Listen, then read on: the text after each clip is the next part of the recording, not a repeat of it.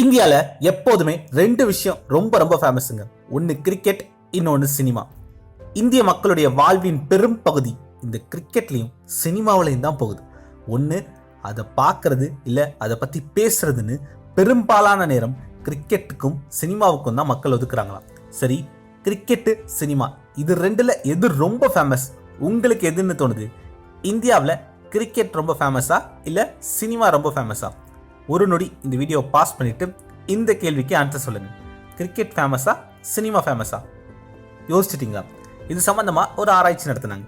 ஹிந்தியில ஃபேமஸா இருக்கக்கூடிய சில நடிகர்கள், ஷாருக் கான், ரன்வீர் சிங், ரன்வீர் கபூர், அது போக சில ஹிந்தி நடிகர்கள் போட்டோ, அதே நேரத்தில் சச்சின் டெண்டுல்கர், விராட் கோலி, தோனி இவங்களோட போட்டோ இதை கொண்டு போயிட்டு மக்கள் கிட்ட கேட்டாங்க. இதுல சச்சின் போட்டோ, விராட் கோலி போட்டோ எல்லாம் பார்த்த உடனே ஆமா இவர் சச்சின், அவரு கோலி, இவர் தோனி அப்படின்னு சொல்லிட்டாங்க.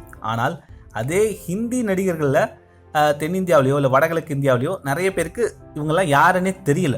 அதே மாதிரி இப்போ தென்னிந்தியாவில் இருக்கக்கூடிய சில நடிகர்கள் போட்டோ எடுத்துட்டு வட இந்தியாவில் நம்ம போய் கேட்டோம் அப்படின்னா இவரெல்லாம் யாருன்னு வட இந்திய மக்களுக்கும் தெரியல. ஆனால் கோலி, தோனி, சச்சின் போட்டோவை இந்தியாவோட மூளை முடுக்கு எங்க கேட்டாலும் ஆமா இவர் சச்சின் தான், இவர் கோலி தான், இவர் தோனி தான் தெளிவா சொன்னாங்க. அந்த அளவுக்கு அவங்க ஃபேமஸா இருந்தாங்க.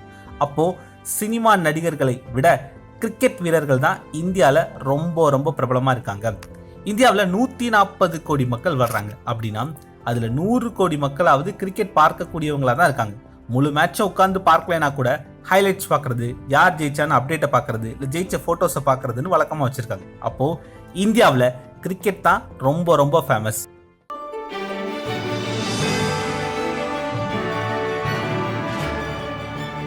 எண்ணுவதெல்லாம் உயர்வு. நான் உங்கள் ஜேஆர். இப்ப நீங்க ஒரு பிசினஸ் பண்றீங்க, அதை மார்க்கெட்டிங் பண்ணணும் அப்படின்னு நினைக்கிறீங்க.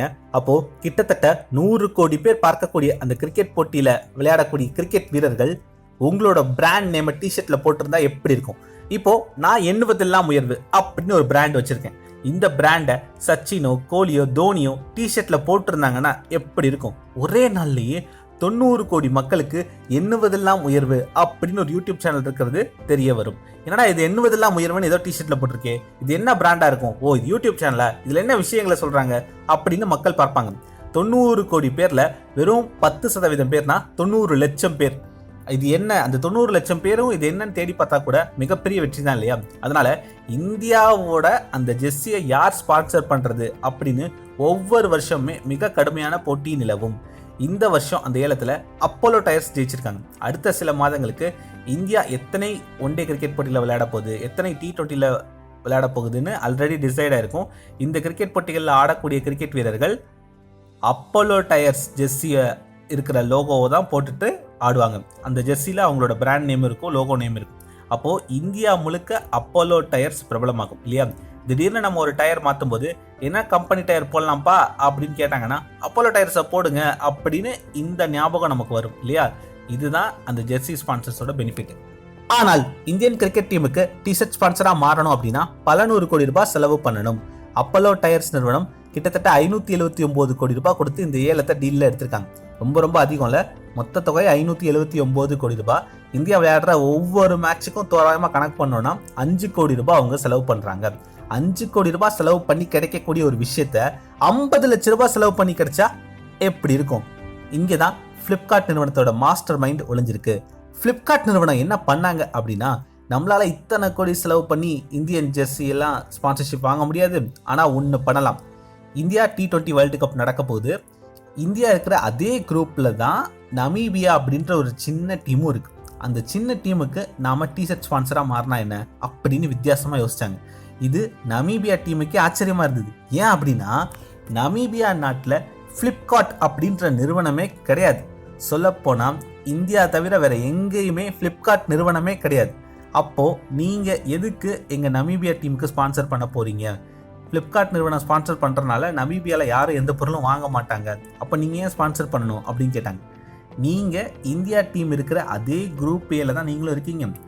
இந்தியா நமீபியா மேட்ச் நடக்கும்போது மொத்த 90 கோடி இந்தியர்களும் கண்டிப்பாக அந்த மேட்சை பார்ப்பாங்க. அந்த பேர் பிளிப்கார்ட் அப்படின்ற அந்த பேர் அவங்க மனசில் பதியும் அப்படின்னு சொல்லி வெறும் 50 லட்சம் ரூபாய்க்கு அந்த டீமோட டிஷர்ட் ஸ்பான்சராக மாறிட்டாங்க பிளிப்கார்ட் நிறுவனம். இப்போ நமீபியாவோட கிரிக்கெட் பேரை டிவியில் காட்டும் போது ஃப்ளிப்கார்ட் அப்படின்றது தெளிவாக தெரியும். பெரும்பாலான இந்தியர்கள் கிரிக்கெட் பார்ப்பாங்க. அதுலேயும் இந்த மாதிரி T20 வேர்ல்டு கப் அப்படின்னா ஒரு மேட்ச் கூட விடாமல் பார்ப்பாங்க. அப்போலோ டயர்ஸ் பல 100 கோடி ரூபாய் செலவழித்து மார்க்கெட்டிங் பண்ண ஒரு விஷயத்த வெறும் சில லட்சங்கள் செலவு பண்ணியே மார்க்கெட்டிங் பண்ணிட்டாங்க ஃப்ளிப்கார்ட் நிறுவனம். திரும்ப ஒரு நிறுவனத்தோட பேரை நம்ம அடிக்கடி பார்க்கும்போது கண்டிப்பாக அந்த நிறுவனத்தை ஏதாவது ஒன்று பர்ச்சேஸ் பண்ணுவோம் அப்படின்னு ஆய்வுகள் சொல்லுது. இதுக்காக தான் இந்த மார்க்கெட்டிங் பண்ணுறாங்க. ஃப்ளிப்கார்ட்டோட இந்த வித்தியாசமான சிந்தனை எப்படி இருந்தது? நெகோசியேஷன் ஸ்கில்ஸ் பற்றி நான் ஒரு புத்தகத்தில் படிக்கும்போது அதில் ஒரு விஷயம் சொன்னாங்க. நீங்கள் ஒரு பொருளை எவ்வளோ விலை கொடுத்து வாங்குறீங்களோ அதே பொருளை 30% கம்மியான விலைக்கும் வாங்க முடியும். நீங்கள் 1000 ரூபாய் கொடுத்து வாங்குற ஒரு பொருளை 700 ரூபாய்க்கே வாங்க முடியும். அதே தரத்தில் 30% தள்ளுபடிட்டு வாங்க முடியும். அது எப்போ வாங்கலாம்? ஆஃபர் போடும்போது வாங்கலாம், இல்லை செகண்ட் ஹேண்டில் வாங்கலாம், இல்லை கொஞ்ச நாள் வெயிட் பண்ணி வாங்கலாம். இந்த மாதிரி நிறைய ஆப்ஷன் இருக்குது. ஸோ நீங்கள் வாங்குற அதே பொருளை இன்னும் கம்மியாக எப்படியெல்லாம் வாங்குறது அப்படின்னு யோசி. அதே மாதிரி நீங்கள் பிஸ்னஸ் பண்ணுறீங்க அப்படின்னா ஒவ்வொரு விஷயத்துக்கும் எவ்வளவு தொகை செலவழிக்கணும் அப்படின்னு ஒரு கொட்டேஷன் வச்சுருப்பீங்க. இதை விட கம்மியான தொகை செலவழிச்சு அதே ரிசல்ட்டை உங்களால் அடைய முடியுமா அப்படின்னு ஒவ்வொரு மாதமும் நாம் யோசிக்கணும். எந்தெந்த இடத்துல நம்மளோட காசு செலவாகுது, எங்கேயாவது காசு கட்டிங் பண்ண முடியுமா அப்படின்னு வித்தியாசமாக யோசிக்கணும். இதை பெரும்பாலான நிறுவனங்கள் ஒவ்வொரு மாதமும் பண்ணுறாங்க. 10,000 செலவழிக்க வேண்டிய இடத்துல 5,000 குறைக்க முடியுமா? ஒரே ஒரு சின்ன வித்தியாசமான சிந்தனை மூலம் சில ஆயிரங்களை சேமிக்க முடியும். வித்தியாசமாக யோசிக்கிறது ரொம்ப கஷ்டம்லாம் இல்லை. ஏற்கனவே நீங்கள் பண்ணிட்டு இருக்க விஷயத்த கொஞ்சம் வித்தியாசமாக பண்ணணும், அவ்வளவுதான். அதுக்கு சில உதாரணங்கள் சொல்கிறேன். இப்போது டாமினோஸ் பீஸா வீட்டுக்கே உங்கள் பீஸாவை டெலிவரி பண்ணிடுவோம் அப்படின்னு வச்சுருந்தாங்க. ஆனாலும் சேல்ஸ் இன்க்ரீஸ் ஆகலை. 30 மினிட்ஸ் 30 நிமிடங்களில் பீஸா டெலிவரி ஆகிடும். ஒருவேளை 30 நிமிடங்களுக்கு மேலே ஆச்சு அப்படின்னா பணம் தர வேண்டாம் அப்படின்னு சொன்னாங்க. இந்த பாயிண்ட் மூலமாக அவங்களோட சேல்ஸ் பல மடங்கு இன்க்ரீஸ் ஆச்சு. பெரும்பாலான நிறுவனங்கள் கடைபிடிக்கக்கூடியது ஒரு ரெஃபரன்ஸ் மார்க்கெட்டிங். எங்கள் ப்ராடக்டை நீங்கள் உங்களோட ஃப்ரெண்ட்ஸ்க்கு யாருக்காவது ரெஃபரன்ஸ் பண்ணீங்க அப்படின்னா உங்களுக்கும் பெனிஃபிட் ஆகும், அவங்க வாங்குறவங்களுக்கும் பெனிஃபிட் ஆகும் அப்படின்னு சொல்லுவாங்க. இந்த ட்ராப்பாக்ஸ் நிறுவனம் சொன்னாங்க, ட்ராப்பாக்ஸோட ப்ராடக்டை உங்கள் ஃப்ரெண்டு யூஸ் பண்ணாங்க அப்படின்னா உங்களுக்கு எக்ஸ்ட்ரா ஸ்டோரேஜ் கிடைக்கும், உங்கள் மூலமாக வந்ததுனால அவங்களுக்கும் எக்ஸ்ட்ரா ஸ்டோரேஜ் கிடைக்கும். அந்த மாதிரி இந்த மாதிரி கம்மியான செலவுலையே எப்படி மார்க்கெட்டிங் பண்ணுறது அப்படின்னு யோசிக்கணும்.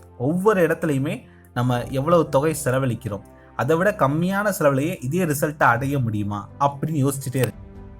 இந்த மாதிரி எப்படியெல்லாம் வித்தியாசமாக மார்க்கெட்டிங் பண்ணாங்க, எப்படியெல்லாம் காஸ்ட் கட்டிங் பண்ணி செலவுகளை குறைச்சாங்க அப்படின்ற கதைகளை கேட்கும்போது உங்களுக்கும் அந்த ஐடியா தோண ஆரம்பிக்கும்.